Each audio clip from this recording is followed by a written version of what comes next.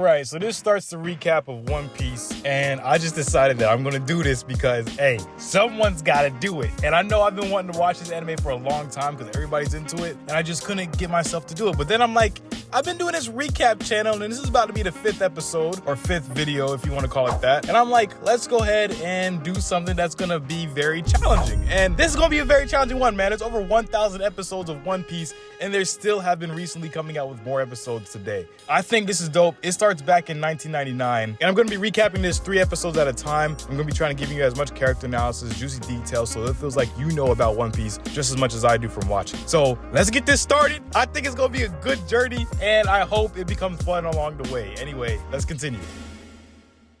Okay, so episode 1 starts off on a medium strong note. It doesn't really open up hella strong like a big war or anything is going on like, Demon Lord 2099. This one's more so kind of just getting you into the mix of that 90s vibe. It opens up with a 9:9 aspect ratio. The art definitely looks very 90s, but it looks good overall because you understand there's going to be some nostalgia to this even though I've never seen it before. So episode 1 opens up with a big ship, and you're thinking this is a pirate ship off rip because it's about pirates and everybody knows that. But it's actually supposed to be like a cruise sailor type ship. We also see this big whirlpool looking thing that this cruise ship is sailing by, but we don't really know what it's about. We just know it's a big whirlpool. The first main character we end up seeing is the orange-haired girl, which we still don't know the name of yet, is episode 1 to 3, and I actually don't know any of the characters' names other than Luffy because I've literally never seen One Piece. So this orange-haired girl is at a ball or a dance, and it looks like she's on some Titanic high-level type resort looking thing. A guy asks her if she would like to dance, she declines, and then she goes on about her business. Cut the scene and we don't really see too much of her for a little while. From there, we get our first taste of pirates from pirate lady Alvida, and this is this big fat ugly lady who thinks she's the most beautiful on the sea. Obviously she's about to be our first foe. As the cruise ship mates are chilling on deck, they see this big barrel in the water and they're trying to fight to get it, but as they also see this barrel, they look in the distance and they see her ship, pirate lady Alvida's ship. They realize it's about to be a threat, they get all men on deck, and then they're about to go to war. We get our next character named Kobe, and Kobe's a little jit that's a coward. He's getting thrown around telling him what to do. I'm thinking this is like pirate lady Alvida's nephew or something like that, but we later find out that he actually isn't. Now them being pirates, of course, they're gonna go ahead and raid a ship, and they're gonna raid this cruise ship that the orange-haired girl's on. All the cruise ship people at the ball start sounding the alarm, saying that there's pirates on board. Everybody's freaking out and start running all over the place. As this is happening, the orange-haired girl, she switches clothes, and then she gets into some pirate gear. So now we're thinking the orange-haired girl is obviously somehow a pirate spy who somehow got on the ship before Lady Alvida, and she's teamed up with Lady Alvida. We cut back to Kobe, and pirate Lady Alvida's bullying him a little bit, saying, "How come you're not doing your job? You suck." And she throws his ass at the damn cruise ship because he needs to get over there and start raiding and collecting material to bring back over to her ship. We find out Kobe, he's the lowest of the low. He's a deck swab, and he's actually there to be a pirate as well, but he's such a coward that he gets bullied into doing things he don't even want to do. As he's going on, finding things to grab over to bring back to pirate Lady Alvida's ship, he finds a big-ass barrel. The same barrel that the cruise members brought up into the ship because they saw it just lurking in the water. Kobe, thinking he found something to please Lady Alvida and save his butt a little bit, he's rolling it over to the front door, and this is where 3 members bust in, and they're like, "Hey, what you doing, coward ass Jim? We're gonna go ahead and take this barrel and start drinking the beer that's in it, because we don't care about rules and pirate Lady Alvida. We're gonna drink and be merry." Kobe's like, "No, don't do that. She's gonna kill us. She's gonna kill us." And they're like, "Nah, get out the way." And they push him out the way and start trying to open it up to some beer. As they're trying to open it up to drink the beer, Monkey D. Luffy pops out the barrel and punches him in the face. He's looking oblivious, saying, "What's going on here? I'm hungry. I need to go find some food." And we're like, okay, this is like the weirdest character intro ever. He's just a jit who got stuck in the barrel and now he's hungry and trying to go find food, and he doesn't care about his whereabouts at all. Kobe, now seeing a kid who might not know what trouble he's about to get into, he wants to save his ass a little bit and be a coward. He's like, "Oh no, we gotta get out of here. We about to get jumped by the other pirate." Luffy don't care about none of that.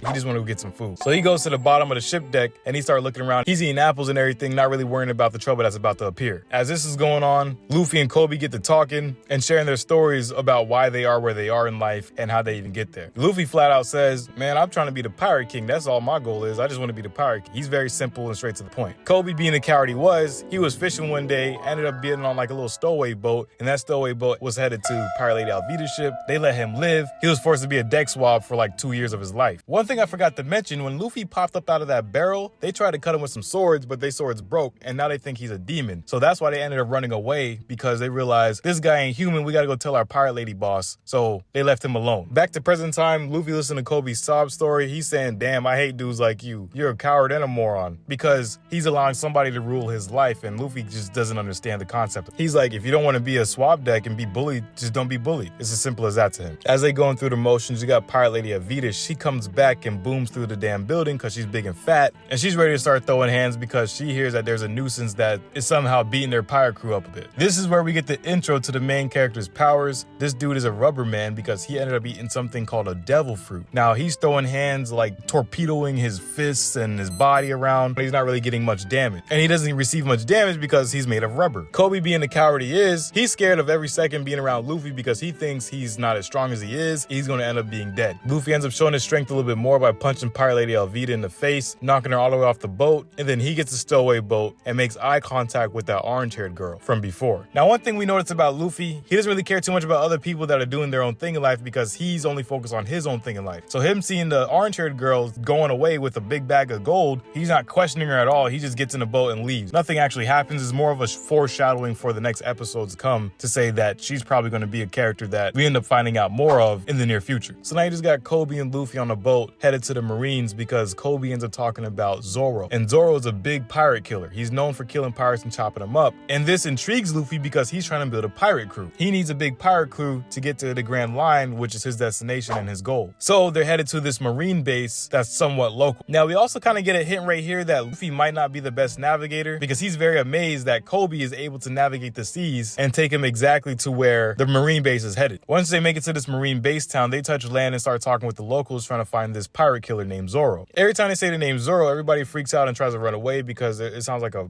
scary legend of this guy that chops people up. But Luffy don't care about none of that. He just hears muscle and a strong dude and he's like, I want him on my team. Kobe, being the dude that somehow knows about the Marines a lot because he's actually wanting to be a Marine, that's his dream in life. Kobe, seeing the townspeople freak out about the name Zoro, he doesn't really understand that because he's like, they're protected by the Marine's head, which is named Captain Morgan. And as he says Captain Morgan's name, they also freak out in fear because somehow, some way, we're starting to see that Captain Morgan might not be the stand-up guy he's supposed to be as a Marine. So Luffy and Kobe now end up finding out that Zoro's being held at the Marine prison camp place, so they go over there to see where he's at. They find him tied up to a stake with his body and hands bound and no sword. And this is where we find out that Luffy now wants to observe Zoro because he wants to see if he's a good guy or a bad guy. And Kobe's like, obviously he's a bad guy. He's tied up and he kills pirates and slices them up. He can't be good. But Luffy's like, I don't mean much. I want to see if he's a good guy for my own judgment. As they're viewing Zoro, we see this little girl named Rika. She comes into the picture and she jumps over the wall trying to go feed Zoro some rice balls. Kobe's freaking out, being like, yo, she's about to die. She's trying to help a criminal. She's on a private base. This ain't good. Next, we got this cocky, skinny, wimpy looking guy with a bowl cut that's blonde. He looks, I don't know what he was trying to go for. Maybe like a blonde prince vibe. I don't know what it was, but he enters the picture and he's being a dickhead to the little girl. His name is Helmeppo, and he's actually Captain Morgan's son. So Helmeppo sees the little girl trying to feed Zoro some rice balls. Helmeppo ends up taking the little girl's rice balls that she was trying to feed Zoro, and he starts tasting them, eating them in her face and disrespecting her, talking about this is too sweet, it tastes like crap. He throws the rice balls on the ground and steps on it, and the little girl's all sad. Now Helmeppo is trying to bully the little girl, talking about, you should be executed because you're out here trying to help a criminal. But instead of executing her, he orders one of the Marines that are with him and says, throw the little girl over the side of the wall. The Marine bends down, tells the little girl to curl up in a ball, but he still launches her over the damn side of the wall. I don't even know what he was thinking, but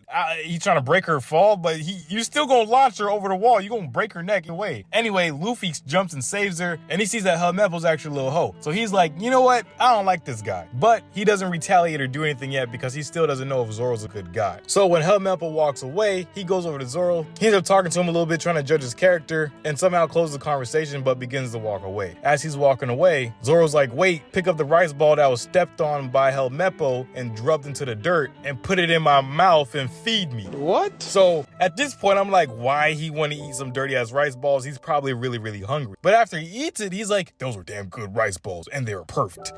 I guess showing that even if the girl doesn't see it, he still wants to make sure that he ate the food that she worked so hard on making for him and loved it and enjoyed it because he's actually a really nice guy. And Luffy sees this. He's like, damn, he actually is a good guy. He might have to join my squad. He goes back to Rika, the little girl, and says, that Zoro guy, he actually ate your food and he really liked it. Come to find out, Rika tells a little story about how he even got in there and became wrapped up. And it's because Helmeppo came into the little girl mom's shop and was puffing out his chest with his stray dog running around biting people. And Zoro wasn't standing for that because he was also in the shop at the bar. The dog's about to bite the little girl, and Zoro grabs a stool and bashes the dog over the head, which knocked the dog out. Helmeppo sees this as disrespect, and he wants to puff out his chest at Zoro. Zoro's like, nah, that ain't gonna happen because I'm Zoro, and he's about to try and duel with Helmeppo. Of course, Helmeppo's a wimp, and he ain't really trying to fight nobody, so he's like, you know what? I'm gonna kill this little girl and her mom, but if you come with me instead, because I know you're a wanted pirate killer, I'll allow the little girl and her mom to live. But you also got to go without food for 30 days as a challenge. If you're able to go the whole 30 days, I'm going to let the little girl Rika and her mom live, and I'll let you go as well. As Rika's telling a sad little sob story outside her mom's shop, we actually hear some crashing going on in the shop. And of course, what's going on? Helmeppo's going around with the little Marine goons, making more ruckus. He's talking about, I'm bored, bring me some wine, and I wanted to be on the house. He's also talking about how he's bored, and you know what? I think I'm gonna kill Zoro because I'm bored. Luffy overhears this, he steps in, and of course, who do we see? The orange-haired girl again. We see the orange-haired girl again, sitting in the same shop, coincidentally at the same Marine boot camp island, and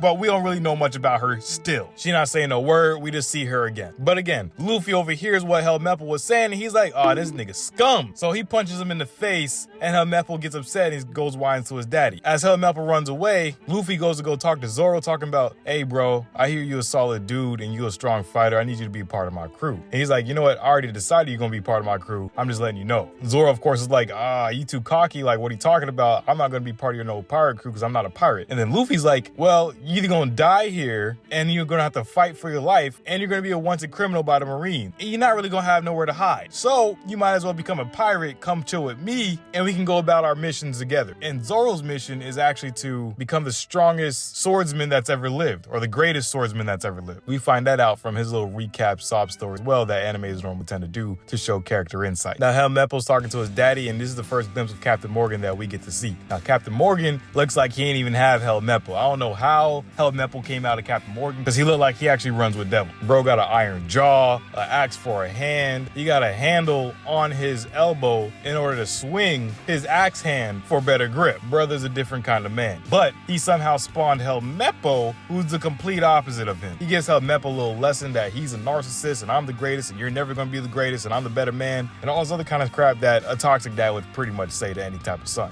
And to show you how toxic and narcissistic Blood is, he's having a whole statue being pulled up in the background as they speak. Cut back to Zoro and Luffy. Luffy's like, you know what, I'm gonna get you out of here. What do you need to get out of here, basically? And Zoro's like, well, I need some swords. Luffy goes on a hunt for Zoro's swords, but he needs to find Helmeppo because Helmeppo's the one that stole the sword. He sees a commotion going on the top of the building, which Helmeppo and his daddy, Captain Morgan, are creating. And he's like, obviously there's commotion up there. I'm gonna go ahead and gum up there, which is a little power name. And he jumps to the top of the building. As he jumps to the top, he cracks Captain Morgan's statue in half, and the jungle breaks up. Captain Morgan standing there in disbelief at the disrespect. Luffy being Luffy, he don't give a damn. He looking for Helmeppo, so he grabs Helmeppo by the face and starts running away because he needs Helmeppo to show him where he hid Zoro's sword. And guess what? We cut scene to the orange-haired girl again, and now the orange-haired girl is in the Marine base, and obviously at this point we can kind of see that she hits a lot of lick. So as everybody's being distracted and occupied with things, she's hitting a lick in their base, and then she runs away. That's what we've been seeing so far. That's what she did to Alvida, the fat lady that was a pirate, and that's what she's doing in this Marine base. And as she's doing that, she finds this poster. This poster is about Buggy the Immortal. It's a wanted poster, but it doesn't really have English on it, I don't think, but I think it's a wanted poster of Buggy the Immortal. But she was originally looking for a map or something like that of the Grand Line, the same Grand Line that Luffy's trying to go to. So a little bit of more foreshadowing is happening where we're going to see the orange-haired girl is going to be teaming up with Luffy eventually. We already know that at the point, but we don't know how this thing is going to play out. So Helmeppo ends up telling Luffy where the swords are. Luffy finds the swords, and as he's finding the swords, Zoro and Kobe's about to get shot because Kobe's trying to help Zoro now escape because he ends up telling Zoro like, yo, they was never gonna let you finish this little challenge of 30 days of no eating. They was gonna kill you tomorrow anyway. So I'm trying to get you out of here because you actually seem to be like a good guy. Luffy trusts you, and I think you shouldn't have to die for it. But they about to get shot, and Luffy sees this from the tower or the window all the way up on like 5th floor or something like that, and he jumps down and blocks all the bullets that were about to hit Zoro and Kobe. Zoro, of course, not knowing about Luffy's powers, he sees Luffy stop all the damn bullets that were about to hit him, and he's like, what the heck is this kid? Is he like a demon? Is he a real person? I don't know, but I gotta go ahead and go with the plan so far because it's worked. Captain Morgan's like, you know what? If they can't die by bullets, we're gonna try to unalive them with some swords. So they run over and they trying to go shank up Luffy.